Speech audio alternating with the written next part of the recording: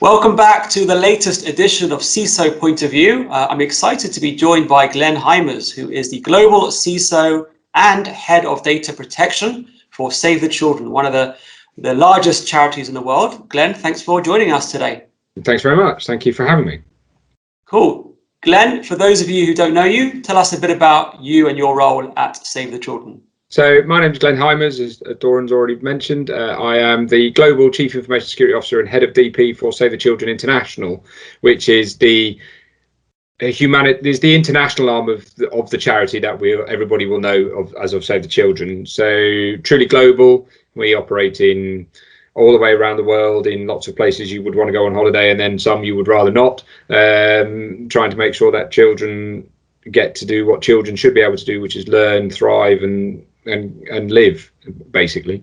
My role encompasses the international spectrum, which is our 52 offices around the world, as well as our humanitarian sites where we've got pop-up tents, etc., those types of things where we've got people working out of a field, as well as doing the data protection piece and heading up the DP function. Thankfully, I am not the DPO, but I do have them line report to me, so I don't have that mass headache that I used to have before when I was a DPO.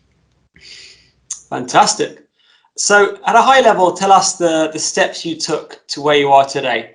So where do you start your career and how you ended up doing what you're doing now? It's a weird story for me. I mean, I started off life in the military. I was in the Royal Air Force for 14 years, doing the job of an RAF policeman. And for some reason, when you get into the counterintelligence aspects of that job, IT security kind of sits within that area, and it became the remit of part of my role to do that type of stuff. And then when I parted ways with the military as part of the Strategic Defence Review of 2012, I came out into the corporate sector, went and worked for an MSSP, effectively Fujitsu Services Limited, in their Defence and National Security business unit, heading up their operational security and risk management function.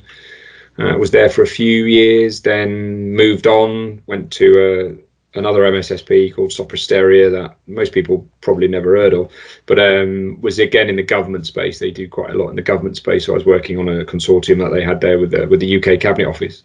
And then from there was asked if I wanted to apply for a job at the Prince's Trust, which is the Prince of Wales's charity. So I went in there as their chief security officer. And whilst I was there, I made the foolish error of asking whether anybody knew about GDPR or not, and was met by lots of blank, vacant looks around the table. So this was back in 2016. So I ended up having to running their DP project and getting that all up, which is how I kind of made that side tangent into data protection, though as we all know, data protection, data security are integral parts of information security anyway. And then 2019, I was asked if I would welcome the opportunity to apply for a role at the Save the Children. Did so, and there I am. And that's where I am currently. Fantastic. All right. So let's dive straight in. Let's talk a bit about ransomware. In your experience and based on your vast amount of experience, what measures should organizations take to prevent a ransomware event that perhaps they're not doing today?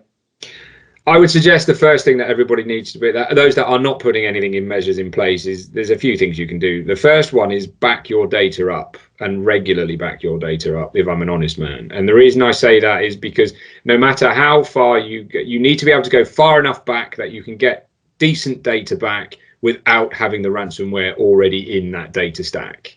The biggest mistake everybody makes when they deal with these types of things, and the same thing with viruses as well, or other malware, is not backing up far enough about restoring from a point where it was already in the system, and then it just does the same thing over and over again. I think it was Einstein that said trying to repeat the same thing over and over again but get a different outcome is the definition of insanity. And that is effectively where you need to be. You need to be at that point where you can get a clean backup. The other thing that we should be doing is getting the basics right. Having good security awareness and good security culture within an organization will assist you with combating ransomware and other types of malware. Yes, ransomware is a more advanced way of getting into the system, but it's still nonetheless someone from outside trying to get in. So if you've got good firewalls, you've got good antivirus, good network monitoring, do not rely on single, I was going to say snake oil, but that's probably not the right word, but it is what everybody will know it as. The single silver bullet which will solve your problem, because they won't, no matter how good they are. There's always a way in, and at the end of the day, they've got to be lucky once, and we in the security sector have to be lucky all of the time. So it's being vigilant, it's having good tool sets, making sure that you patch regularly as well. I can't argue that enough, especially in light of what's happened in the last few weeks, Microsoft Exchange, etc. Make sure that those patches are applied when they are released. Otherwise, you leave yourself wide open to people just manipulating those. So, yeah, backup, good patching, good security awareness, and if you've got the money, good tooling. Cool. All right. Do you think organizations have a good grasp of where their crown jewels are located? Probably not. In this age of on-prem, off-prem, in this age of people just creating stuff, you've got shadow IT, who knows what's going on in that space.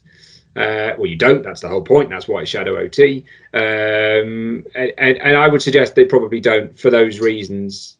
That hybrid of people going across that digital platform transfer movement across. Is it sitting on-prem still as it moved to the cloud? Have you got a good asset register? Do you have a good information asset register? The likelihood is most smaller organizations especially will probably have a little bit of understanding, but not a massive grasp, and they might not necessarily know exactly where everything is at the time. And then the other aspect to that is if it is sitting in AWS, Azure, I mean, other online platforms are available. What are they doing with that data? Are you in a tenant? Are you in a single tenancy? Are you in a shared tenancy? If you're in a shared tenancy, whereabouts is it? All sorts of questions that need to be asked and answered to either have that understanding of what's going on. And then on top of that, add that to the endpoint devices. Yes, we all have OneDrive, we all have Dropbox, we all have those versions of cloud-based solutions, but people still like to keep their data on their endpoints. No matter how much you tell them to do it, they like to have it. It's there. It will always be there. So how do you know what's on an endpoint without a decent tool set? Or it is like trying to hunt down a needle in a haystack at times. Yeah. Okay, great. So we've obviously seen an exponential rise in the volume of reported security vulnerabilities. And I'm not just talking about the last few weeks, even the past few years. Based on that, what are your thoughts on scaling vulnerability assessments and vulnerability managements away from just the outer perimeter, the network, the endpoints, the operating systems, and actually looking at the storage system? And the storage seems to be a bit of an unknown within the world of security, but it's something that is taken on new meaning in recent years. What are your thoughts on that? So my thoughts on that are that we should be looking at it. If you're going to put your crown jewels in a bucket in the cloud, we should be able to do those assessments. What we shouldn't be doing as organizations, if we want to make sure that we're doing this securely and properly and taking into account GDPR, secure by design, privacy by design, and all those good monikers, we should be able to have the ability to do our own vulnerability testing, our own scanning, and all those types of things. What we shouldn't be doing is relying solely on organizations with whom we have given our data to come back with their ISO 27001 certifications, their SOC 2 reporting, or other versions are available, obviously, and coming back and going, there we are, we've done it. It's all good. A prime example of that is Blackboard. Blackboard, massive organization, huge global player in both the academic and charitable sectors and other ones as well with their databases. Yet they ticked all their boxes. They ticked all the boxes for their ISO 27001. They ticked all their boxes for their SOC 2 reports. They provided everybody with all of those all year round, yet they still got hit with a ransomware attack. So that just goes to show that you can have all these certifications and you can think you're secure, but if someone does something that you aren't prepared for, or something that you haven't taken into account as part of your processes, and it only takes one human to do something wrong, and to err is human, you leave yourself open. Yeah. Based on that, do you think there's a gap between the security teams and the storage teams within organizations, whether it's a charity, whether it's a bank or manufacturing company? Do you think there's a closer alignment that needs to take place between the two different teams? Yes, I think there is. Luckily, where I am at the moment, we have that alignment. So we've got quite a strong, the IT team and the IT security team are very, very closely intertwined and very, very closely knit. So whenever they make changes to applications or anything like that, then they come to us directly, and we sit in on the blueprint workshops, we sit in on the cabs, or the change access ports and all that, when we're there for those, which is good. So we see that. But in the bigger organizations, and in previous organizations I've worked, that alignment wasn't there. A good CISO and good IT security team needs to be engaging with the data side of house, because, I mean, solely, how do you ensure that you're doing security by design? If they're not talking to you, how do you do security by design? DevSecOps, how are you doing your DevSecOps? If they're not talking to you, how do you do that? I mean, you can think that they're doing it, and you can go, oh yeah, and they give you a nice warm fuzzy feeling, but unless you're checking that, you've no idea that happens. Now, that's not to say that IT security are the auditors of the remainder of IT, because that's not what they're there for. And we need to make sure that IT security is aligned to the business requirements and what the business is trying to achieve with that data. We're not there to say no, we're there to say, okay, but you need to do.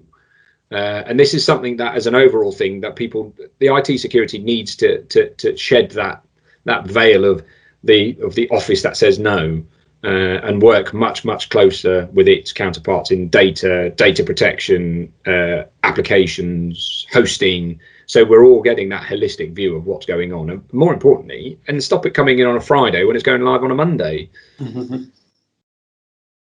Great. Let's move on to the role of automation. Automation is not a new trend, but it seems to have taken on a new level of relevance in recent months and years. Whether it's automating the scanning, the detection, patching you talked about before, of vulnerabilities to free up time. Is automation going to continue being relevant throughout 2021, or do you think that things will change? I think automation is still going to continue to be relevant, and there's a couple of reasons for that. One, size of people's teams. People's teams are not massive, and they can't exponentially grow, because we're in the middle of I'm going to use the phrase now, aren't I? We're in the middle of a perceived skills shortage. There is a gap, apparently. Now, whichever side of the fence you sit on that, automation is going to be key to either addressing that gap or letting your teams work more effectively. Yeah. And that's where the automation comes in. But the big thing with automation is always going to be what are you automating, and are your processes around that what are you trying to achieve by automation? Is it to slim your team down? Is it to make your team more effective? Is it whatever it is, whatever the reason that you want to use automation for? Will the tools do that? Now, prime example of that is everybody has got some sort of network log, Alien Vault, Splunk, Seam, whatever, logarithm. That everybody has that, but you still have to have that ability to analyze the logs as an after effect. Therefore, you still have to have someone who can do that. So automation's one thing, but making sure you've got the skill sets within your team to be able to use that automation effectively is another thing as well. And we should be using a hybrid approach to both, to making sure that we've got the right skill sets within our teams, but also the right tools to be able to do that and to effectively monitor our networks and our environments properly, thus releasing people's time to concentrate on more substantial things and more substantial threats. Let's talk a bit about skill set. That's something you mentioned. Do you think off the back of COVID-19, I don't want to say we're past it, but hopefully the end is soon. Do you think there's any newer responsibilities or skills that fell on the shoulders of the security teams? Anything new? Not yes and no. I think in my organization, for example, we haven't really done anything differently. But I think that's more to do with the fact that we were as advanced down our cloud journey as you probably could get. To the point where I think we don't. Well, no, I don't think I know. We don't have anything left on premise. Everything is in the cloud now. We're totally in the cloud, and we finished that journey middle of last year, so mid COVID. Yeah, I think the skill sets that have come in is the ability to understand, especially lower down the ladder, not so much at the top end, not in the CISO space, but definitely in the lower level. So in your network analyst, your security analyst level, that type of thing, they have had to very quickly learn to understand what it is that the business is trying to achieve and how does their part fit into that. Because those softer skills are not necessarily prevalent in those individuals. They're very much technical focused. This is what I need to do to achieve my role. Now, as a security function, the softer skills are still really important. Yes, that's why you have CISOs. That's why we exist. We sit at that level to, I often use the phrase, translate geek into business speak. That's what we're there for. We all know, we all have people on our teams that you would never, ever wheel out in front of public. Because we know, yeah, we know them. But everybody's had to learn that skill. Yeah. Because not everybody can be everywhere at once. And as a CISO in an organization of 17,000 users, for example, like mine, I cannot be everywhere at once. So I've had to make more reliance on members of my team in their more regional spaces to be that front player and that individual. And that comes down to team empowerment. It comes down to that enablement piece and letting them know what it is that we're trying to achieve, and then they can go and be those ambassadors for IT security in those regions. And that's, I'm proud to say for myself, that's something that we've achieved really well where I am at the moment.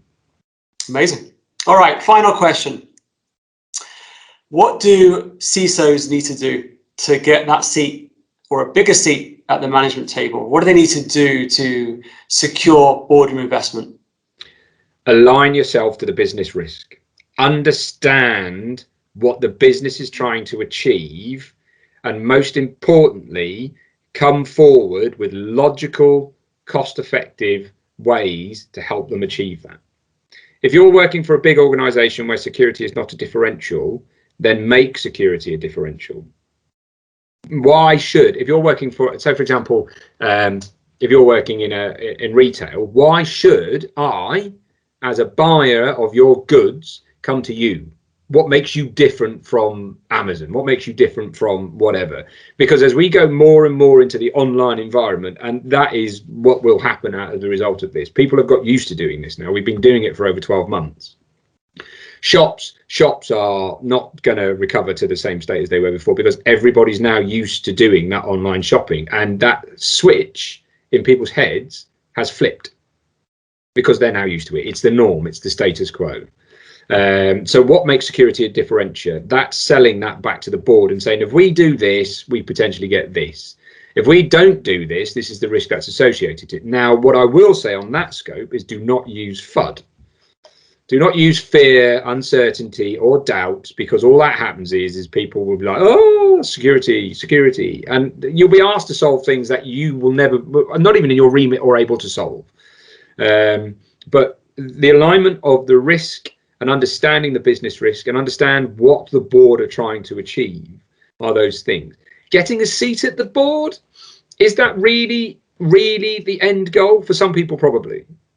For some people, probably. The biggest goal is to get the budget, for definite, because without budget you can't do anything. But does it matter if you sit at the board or report to the CIO, the CFO, the CTO? No, not really in my mind. And that's because I'm here to deliver a job. If I'm here to deliver a role or deliver a thing, then as long as I'm delivering that, yeah, I mean, don't get me wrong, remuneration is important, obviously, because money makes the world go round. But if I'm delivering my job, does it really matter who I report to? Probably not so much. But what does matter is that it is at board level and it is being discussed at board level. So regular face-to-face with the board's important, but whether you sit on the board, it depends on the culture of the organisation. And also security is something that has to be shared across the business, right? Well, it's not the sole responsibility of the security team. Everyone, the CEO, the whole management team have to take some responsibility for it. They can't afford not to. Yeah, exactly. And going forward into this day and age where, say, for example, if it's a data protection breach, GDPR may potentially, I'm not saying it does because no one's seen this yet, but potentially CEOs and board members can be personally liable, potentially. It's potential there for that. And I think as we go more into security by design and privacy by design, those things are going to become more relevant. Yes, the GDPR sucks. It says thou shalt do privacy by design and security by design. It doesn't tell you how to do it. It just says it has to be within the art of the possible. Well, the art of the possible could be the A, B, C, or D, depending on what your finances are. And that's why it says that, I think, rather than being prescriptive about it.